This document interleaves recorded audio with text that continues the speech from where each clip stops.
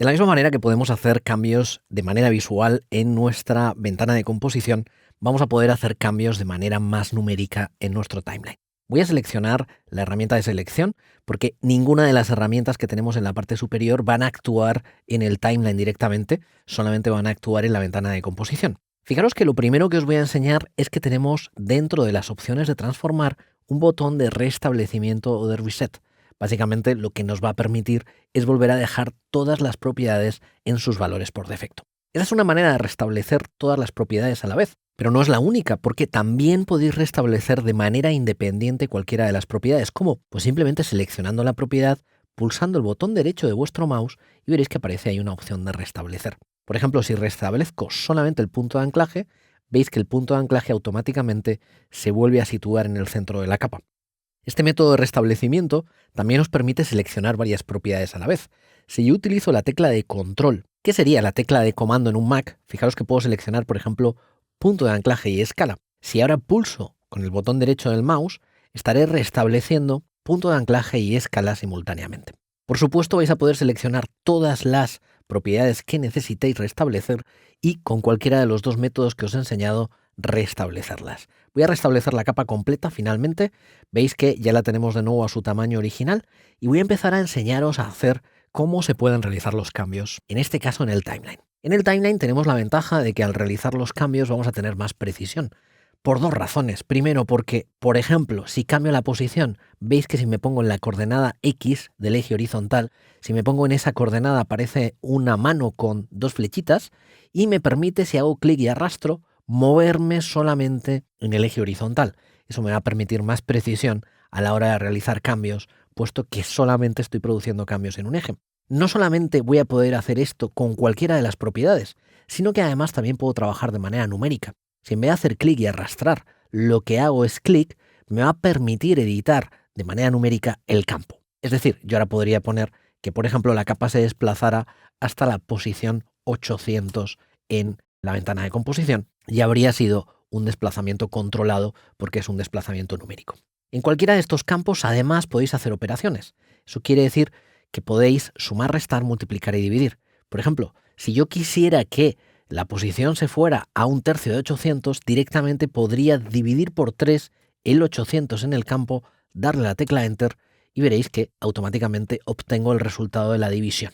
No vais a poder hacer raíces cuadradas ni operaciones más complejas en estos campos, pero muchas veces esas operaciones sencillas nos van a venir muy bien cuando estamos operando con nuestras capas en el timeline. Quiero que os fijéis en alguno de los cambios que se van a producir de manera diferente en el timeline que en la ventana de composición, puesto que habéis visto antes que cuando yo he modificado el punto de anclaje con la herramienta de punto de anclaje, directamente he cambiado el punto de anclaje de sitio. Bueno, voy a restablecer la capa porque quiero que veáis esto con detalle. La voy a hacer un poco más pequeña en escala y vamos a modificar el punto de anclaje directamente en el timeline, porque quiero que veáis lo que va a ocurrir. No va a pasar exactamente lo que estamos esperando, y es que el punto de anclaje se desplace como hemos hecho antes. Lo que va a ocurrir es que este punto de anclaje respecto a nuestra composición se va a quedar en la misma ubicación y lo que va a cambiar es la capa respecto al punto de anclaje. Fijaros que, por ejemplo, si hago una modificación en el eje X, estoy llevando el punto de anclaje hacia la derecha en la capa, pero se está quedando en la misma ubicación en la composición y lo que está haciendo es desplazar la capa al lado contrario. Si deshago esta operación, control Z, y hago la misma operación con la herramienta, fíjate que lo que ocurre es que físicamente llevo el punto de anclaje donde me interesa y no se produce ningún otro tipo de modificación en la capa. Bueno, esa es la diferencia entre cambiar el punto de anclaje con la herramienta o cambiar el punto de anclaje directamente en el timeline con los valores. Lo que pensáis que puede ser un inconveniente, que es lo que seguro que se te está pasando por la cabeza en este momento, en realidad puede ser una ventaja en algunos de los procedimientos que hagamos posteriormente dentro de la aplicación.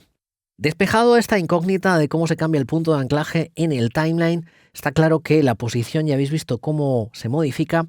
Voy a hablaros un poco de la escala porque tiene alguna peculiaridad, y es que tiene ahí un elemento que es un eslabón que lo que hace es permitirnos hacer una escala proporcional. El eslabón está activo por defecto. ¿Eso qué significa? Bueno, pues significa que si modifico la escala, por defecto va a ser una escala proporcional. Si yo dejo 55 en el eje horizontal, en el eje X, voy a tener 55 en el eje vertical.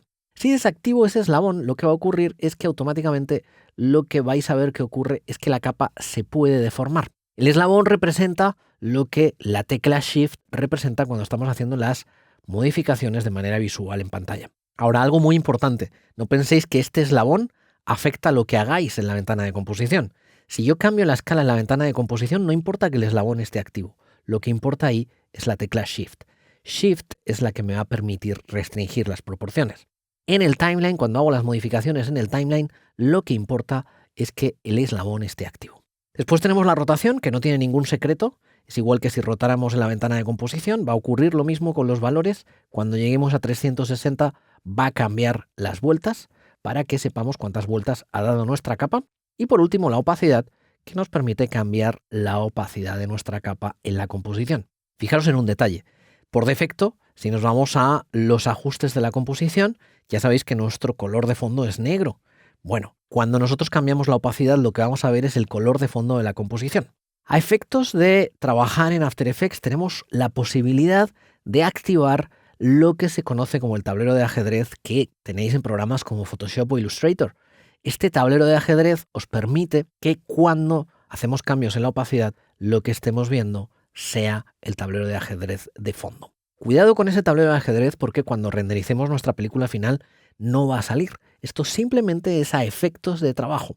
Para trabajar más cómodo si es que te gusta más tener el tablero de ajedrez de fondo. Pero cuando renderices la película final, cuando exportes tu trabajo, lo que va a importar siempre es lo que hayas ajustado en el color de fondo de tu composición. Ese va a ser el color de fondo que tendrá tu película. Pero es importante que conozcamos este icono porque nos permite alternar entre el tablero de ajedrez y el color de fondo de composición cuando jugamos con la opacidad. Bueno, pues ya habéis visto las diferencias entre hacer cambios en la ventana de composición y hacer cambios en el timeline y lo que tenemos que tener en cuenta para realizar esos cambios en cualquiera de los dos paneles que nos permiten hacer esos cambios para que no tengáis problemas y podáis decidir cuándo os conviene más realizar un cambio en la ventana de composición o cuándo os conviene más realizarlo en el timeline.